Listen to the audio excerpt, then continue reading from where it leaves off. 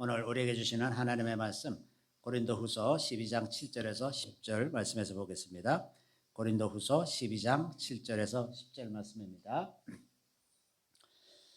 우리 다 같이 읽겠습니다. 여러 계시를 받은 것이 지극히 크므로 너무 자만하지 않게 하시려고 내 육체에 가시 곧 사탄의 사자를 주셨으니 이는 나를 쳐서 너무 자만하지 않게 하려 하심이라.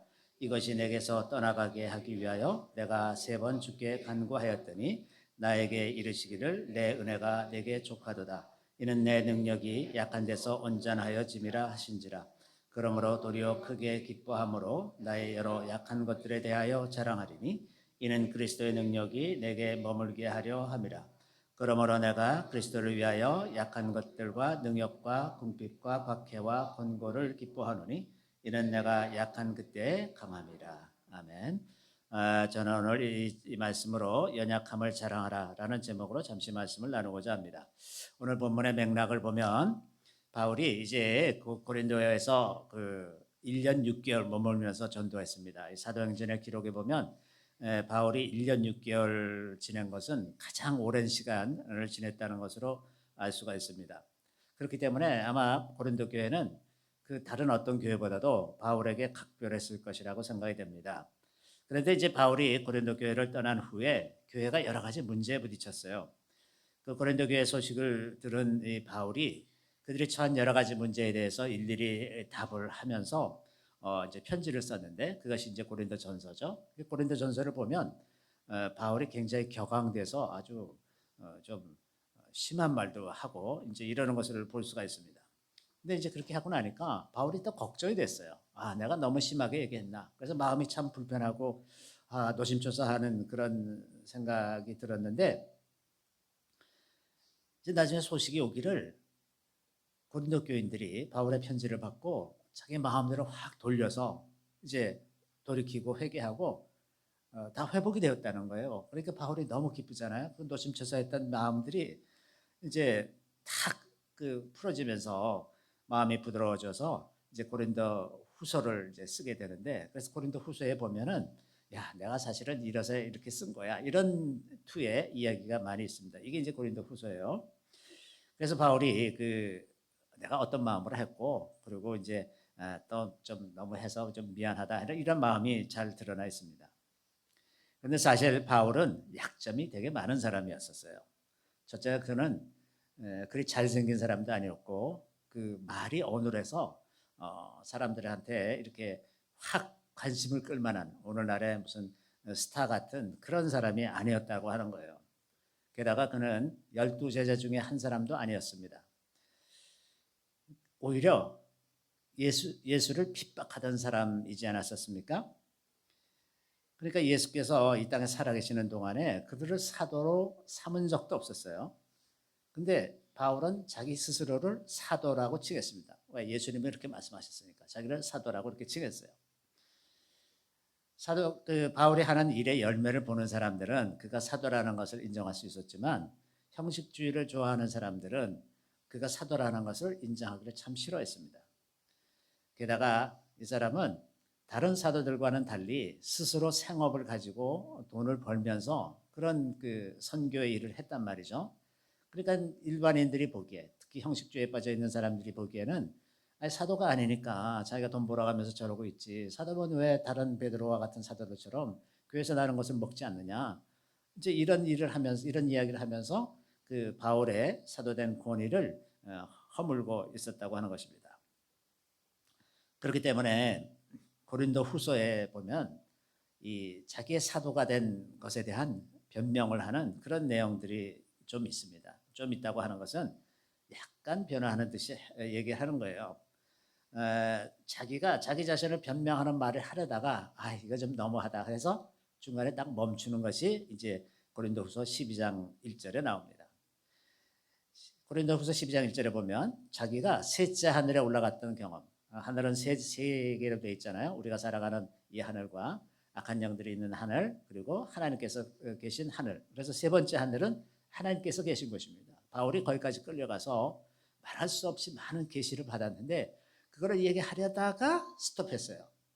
이거 내가 너무 그만해지는 거다 하고 스톱했어요. 그래서 주님께서 이 바울에게 많은 계시를 주시면서 동시에 사탄의 사자, 어떤 질병이라고 학자들이 추정을 하는데 어떤 그 질병이 있었던 것 같습니다. 그래서 바울이 이 질병이 내게서 떠나가기를 3번 간구했다고 했습니다. 그러니까 열심히 기도했다고 하는 거예요. 간절히 기도했는데 그때 이제 주님께서 하시는 말씀이 내 은혜가 내게 족하다. 이는 내 능력이 약한 데서 온전하여짐이라. 그 말을 들으니까 갑자기 내가 약한 것이 너무나 자랑스러운 거야. 왜? 이 약한 것 때문에 하나님의 능력이 드러난다고 하니까 너무 마음이 기쁜 거예요. 그래서 크게 기뻐하면서 자신의 약한 것을 자랑하리라. 자기를 자랑하려다가 말고 자기의 약한 것을 자랑하리라 하는 쪽으로 생각이 바뀌었어요. 사람은 누구나 강해지고 높아지기를 원합니다. 힘도 세지고 지식도 많고 재산도 많고 명예도 많고 그래서 모든 사람들이 자기를 공경하고 우러러보기를 원하죠. 나를 칭찬하고 좋은 사람으로 대하고 혹은 아주 무서운 사람이라서 감히 함부로 거역하지 못하는 그런 사람으로 인정받기를 원하는 것이 보통 사람들의 심리입니다.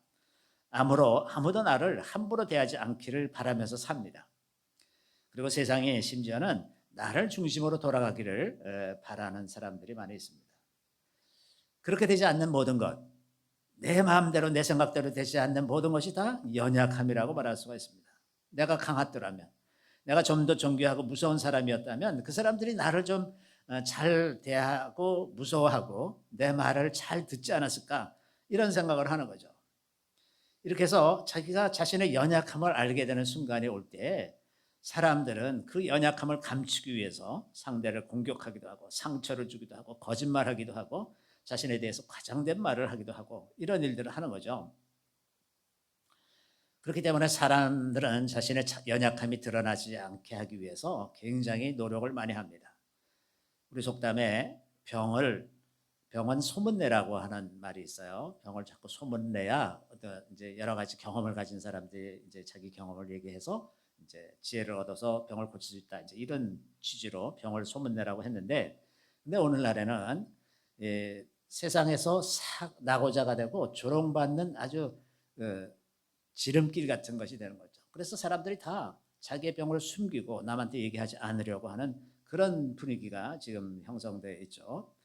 실제로 또 이제 이런 상대방의 약점을 이용해서 상대방을 짓밟고 자기가 올라서는 사람들 참 많이 있어요. 특히나 무슨 공무원들, 공직에 있는 사람들, 국회의원들 이런 사람들은 자기가 병에 걸렸다든지 이런 거를 누가 알면 그것을 그 상급자에게 슬쩍 흘려가지고 그 사람은 고급자 상위직에 가면 안 되는 사람이다 하고 이렇게 미리 다 짓밟아 버려요. 그러니까는 탈락한단 말이죠. 생각하기도 전에 그 사람 뭐 어디 몸이 안 좋다며 그러면서 아예 빼버리니까 이런 약점을 잡히지 않기 위해서 사람들은 강한 척, 괜찮은 척 이러면서 살아야 된다고 하는 거죠. 이런 사람들은 심지어는 남에게 베풀 수는 있지만 자기는 받을 수는 없다. 아주 자존심이 있어서 또 반대로 생각하는 사람도 있어요. 나는 받을 만한 가치가 있는 사람이니까 계속 받아야 되고 절대로 주지 않는 사람들. 그런 윗사람들도 참 많이 있죠. 그런데 바울은 이런 우리들의 상식과 정반대의 말을 하고 있는 거죠. 연약함을 자랑하리라. 연약함이 어떻게 자랑거리가 되겠습니까? 사람은 누구나 다 자기를 자랑하고 싶고 자기가 높아지고 싶은데 어떻게 연약함을 자랑하게 되겠습니까? 믿지 않는 사람들만 그런 것도 아니고 믿는 사람들도 거의 비슷합니다. 하나님을 자랑하기보다 자기를 자랑하고 싶고 하나님을 높이기보다 자기를 높이고 싶은 사람 게 그 사람의 마음이죠. 근데 이런 사람들이 이런 크리스찬들이 가장 흔히 하는 착각은 뭐냐면 내가 높아지는 것이 하나님이 높아지는 것이다 라고 생각하는 겁니다.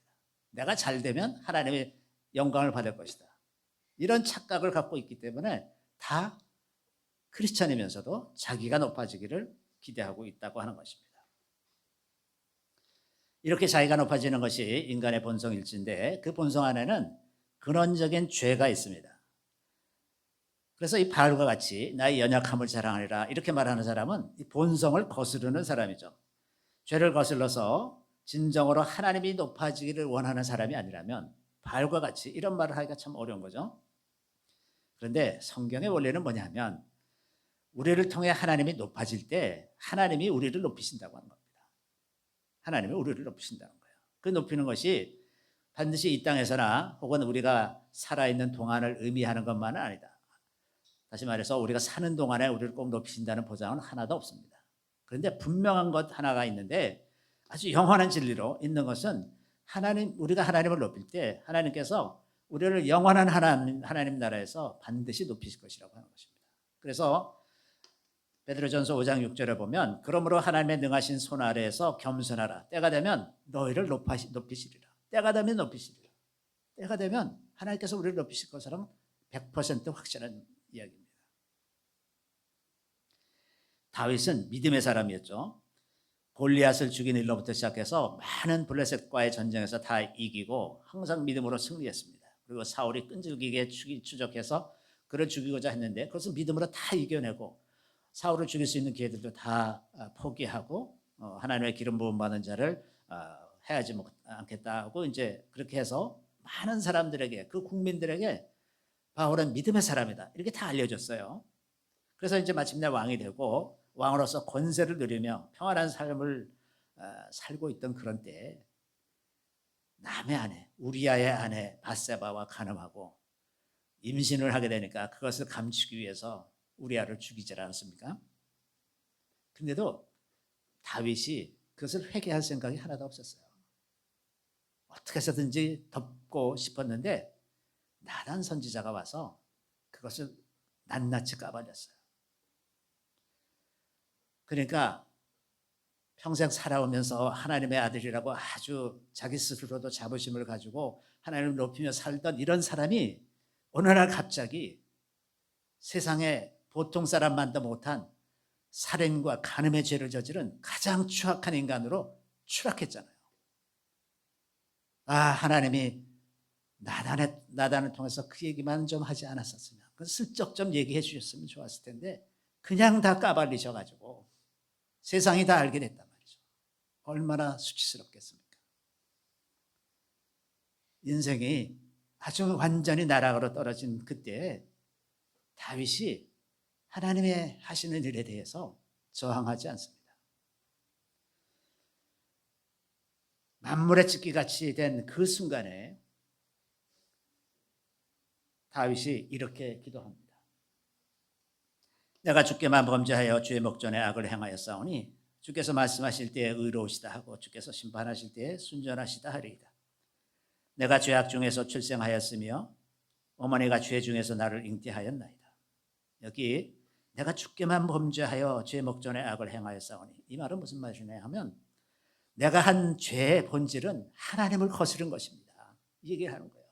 다른 사람들 때문이 아니고 다른 어떤 핑계 댈 것이 아니고 근본적으로 나는 하나님을 대적해서 이런 짓을 했습니다. 이렇게 고백하고 있는 겁니다.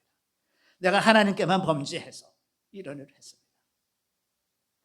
그리고 생각을 해보니까 다윗이 자기는 출생부터 죄인이라는 것을 깨달았어요. 내가 죄악 중에서 출생하였으며 나는 근본적으로 죄인입니다. 어머니가 죄 중에서 나를 잉태하였습니다. 이걸 깨달은 거예요. 그러니까 다윗이 이렇게 얘기하죠. 주께서 말씀하실 때 의로우시다 하고 주께서 심판하실 때 순전하시다 하리다. 주님이 무슨 말씀하시든지 주님 말씀이 옳습니다. 저는 죄인입니다. 이렇게 얘기하는 거죠.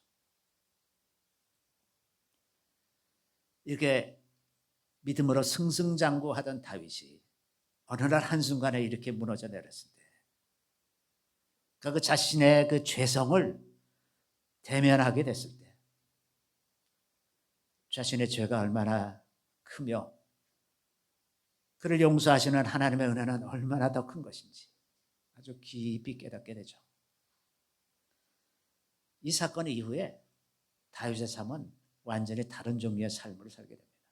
어떤 일이 있어도 저항하지 않죠. 압살롬이 반역을 해도 저항하지 않고 심의가 모욕을 줘도 저항하지 않고 그냥 온유한 사람으로 그렇게 지내면서 하나님이 다시 이렇게 세우실 때까지 참고 기다리는 겁니다. 예수님은 창조주셨죠. 하지만 예수께서 육신을 입고 이 땅에 오실 때는 스스로 연약함을 입으셨습니다. 아기의 몸으로 동정녀 마리아에게 나셔서 다른 아이들처럼 젖을 빨고 어머니의 케어를 받으면서 자라나셨어요. 광야에서 40일을 금식한 후에 마귀에게 시험을 받으셨는데 그 시험은 창조주로서가 아니라 연약함을 입은 하나의 인간으로 시험을 받으셨습니다. 그렇기 때문에 이 세 가지 시험을 통과하는 도중에 예수님은 그 어떤 초자연적인 일도 행하지 않으셨습니다.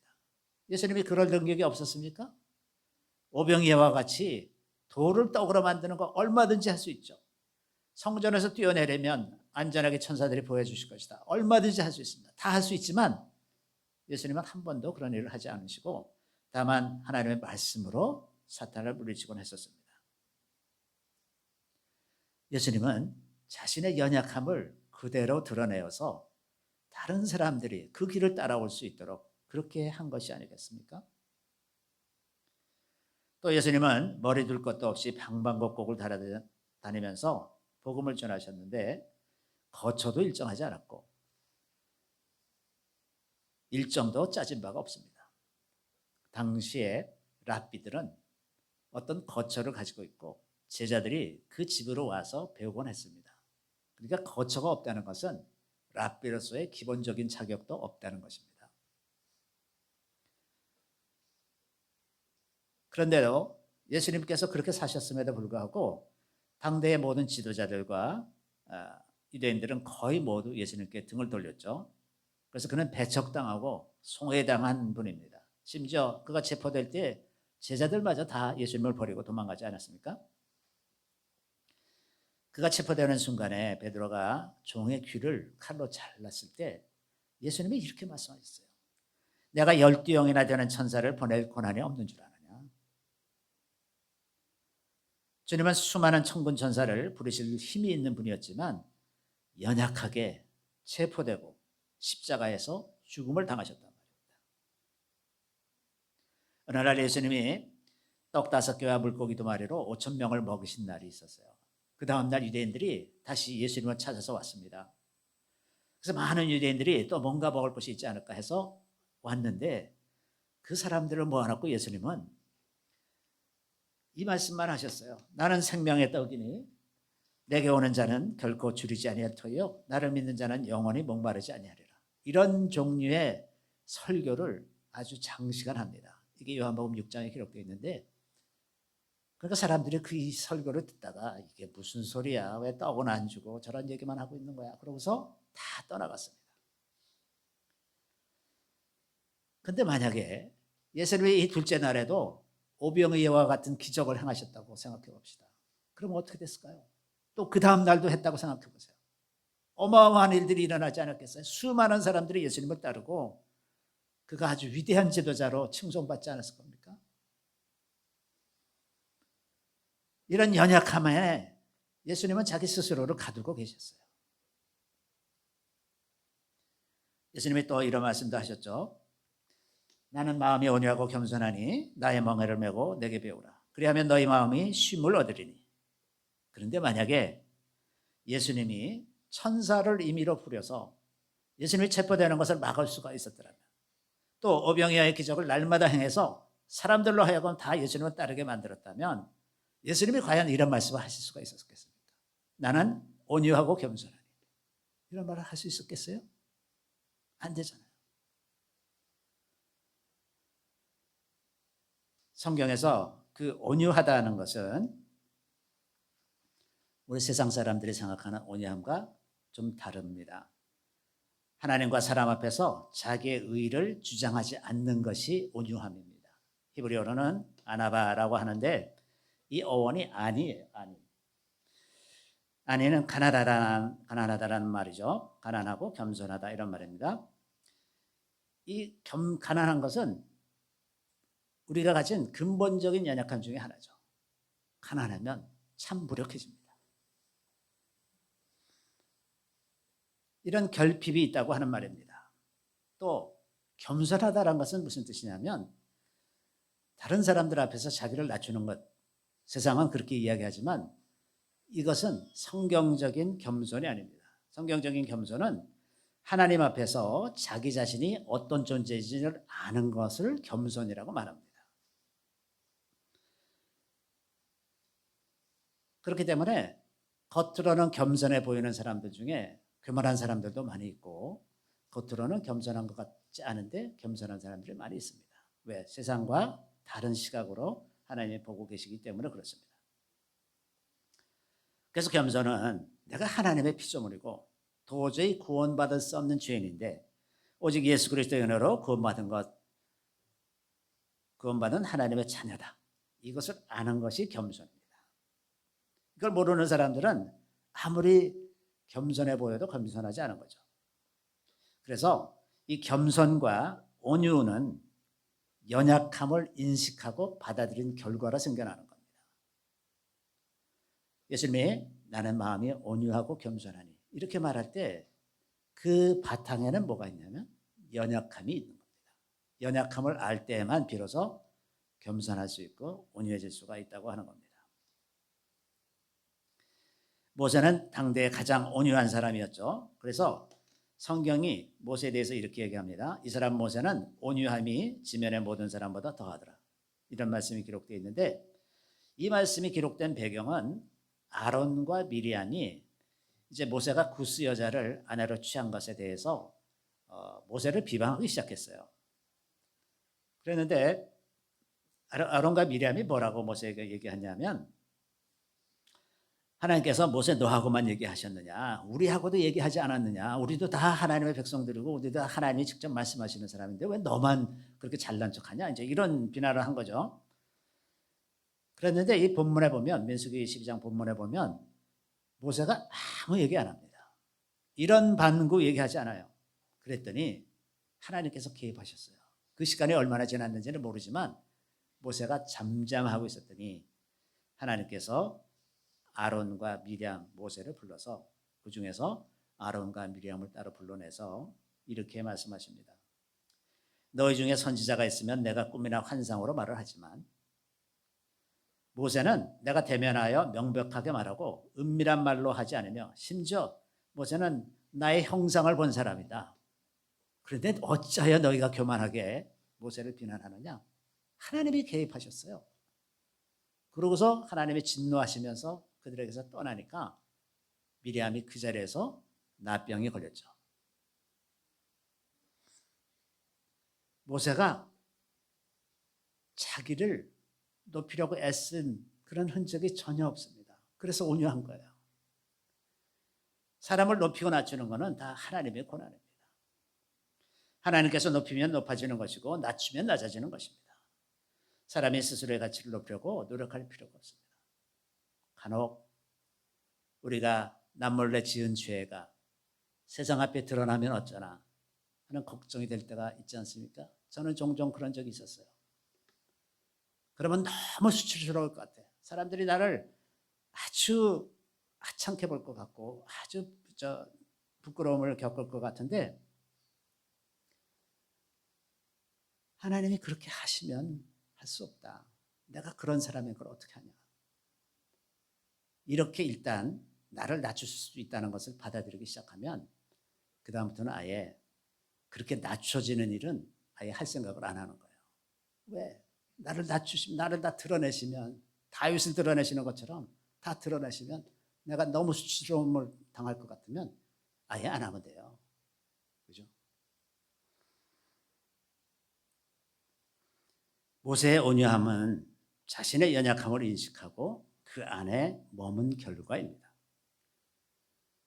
겸손함도 그 연약함을 인식한 결과죠.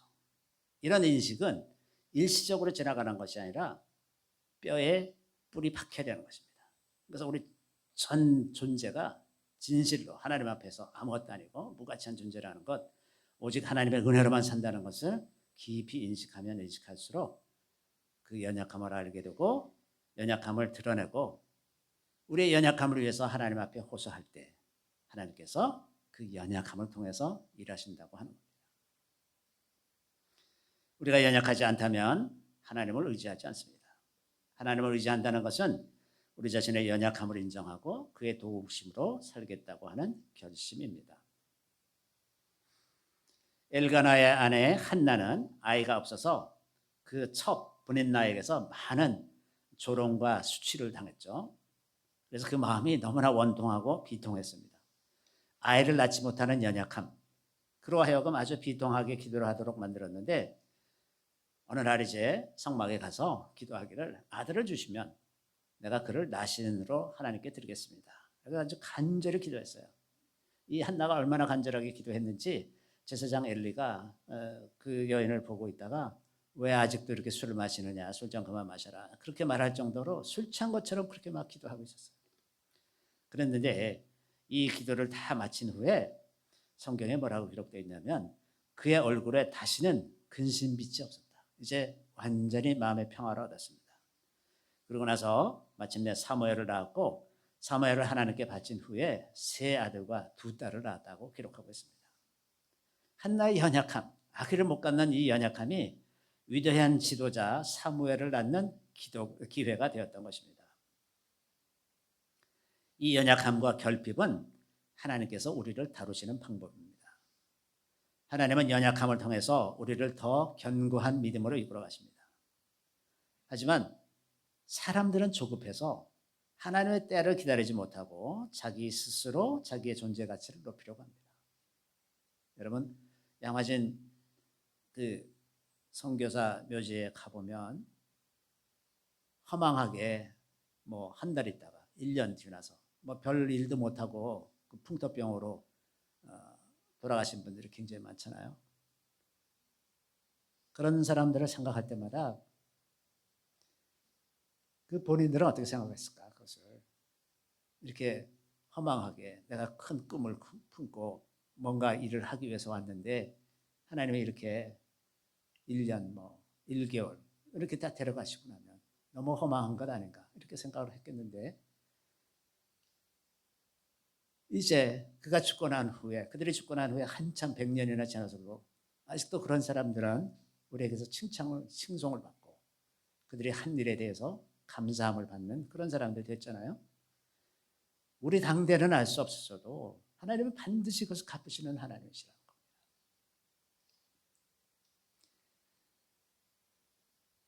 우리는 종종 자기 스스로의 존재 가치를 높이기 위해서 스스로를 변화하는 경우가 너무나 많습니다. 다른 사람을 공격하고 비판하기도 하고 상대를 낮추기도 하고 상대를 낮추면 자기가 높아진다고 생각하는 사람들도 있어요. 또 자기의 연약함을 감추려고 한다거나 이런 여러 가지 자기를 높이기 위한 생각의 회로가 우리 안에 고정이 되어 있어요. 그래서 무슨 일이든지 자꾸 자기를 높이려고 노력하게 되는 거죠. 그러다 보면 자기의 건전한 판단을 할 수 없는 상태가 됩니다. 그래서 생각이 자꾸 왜곡이 돼요. 그래서 잘못된 결정을 내릴 경우가 참 많이 있습니다. 우리가 할 일은 연약함을 회피하거나 감추는 것이 아니라 대면해서 자기가 어떤 존재인지를 이해하고 그 문제를 하나님께 가지고 가서 그 문제에 대해서 하나님의 도우심을 구하는 것, 이것이 우리의 할 일입니다. 그래서 우리가 연약하다는 것을 알고, 연약한 건 어떤 특정한 사람들만 연약한 게 아니죠. 모두가 다 연약합니다. 사람이 호흡을 가지고 있는, 호흡에 의지해서 생명을 유지하는 이 존재야말로 근본적으로 다 연약한 겁니다. 하나님 보시기에 코만 잠깐 쥐고 있으면 다 죽잖아요. 별것 아니에요. 정말 별것 아니에요. 우리가 하늘나라에 가면 영원히 살아요. 그러나 지금은 그냥 코로 잠깐 코만 잡고 있어도 죽어요. 그래 우리의 연약함을 인정하고 그래서 남들이 나의 연약함을 알아도 그러면 어때? 하나님이 나를 사랑하시는데 그러면 어떠냐? 내가 사랑 앞에서 인정받고 살려고 사는 거냐 말이지. 내 연약함을 하나님과 사랑 앞에서 드러낸다 할지라도 영원히 나를 사랑하시고 상속자로 세워주신 하나님을 신뢰하면서 그가 높이시면 높아지고 낮추시면 낮아지고 또 그가 우리를 높이시더라도 연약함을 잊지 않고 계속해서 하나님을 의지하면서 사는 그런 사람이 되어야 하지 않을까. 이것이 바울이 말하는 바와 내가 부득불 자랑하리니 나의 연약함을 자랑하리라. 이 말씀의 의미라고 생각이 듭니다. 우리 연약함에 대해서 두려워하지 아니하고 오직 하나님을 의지하면서 담대하게 하나님의 도우심을 구하면서 영원한 소망을 가지고 지금의 연약함을 잘 극복할 수 있게 되기를 바랍니다. 우리 잠시 기도하겠습니다. 할렐루야. 우리 주님을 찬양합니다. 주님, 우리를 연약하게 만드셔서 우리로 하나님을 알게 하시고 우리 자신을 알게 하셔서 항상 주님을 의지하며 살게 하시는 것을 참으로 감사드리옵나이다. 주님, 우리가 두려워하지 않게 하여 주시옵소서. 우리가 연약한들 누가 어떤 대적이 우리를 해하겠습니까? 우리가 어리석은들 누가 하나님께서 보호하시는 백성을 해할 수가 있겠습니까? 주님, 오직 주님을 신뢰함으로 말미암아 우리 안전한 거처로 삼게 하시고 이 환난과 어지러움이 많은 이 세대 가운데서 오직 빛으로 나타나며 오직 주님의 성령 안에 거하면서 이 모든 어려움을 이길 수 있는 저희들이 다 되게 하여 주시기를 우리 구주 예수 그리스도의 이름으로 감사하며 기도드리옵나이다. 아멘.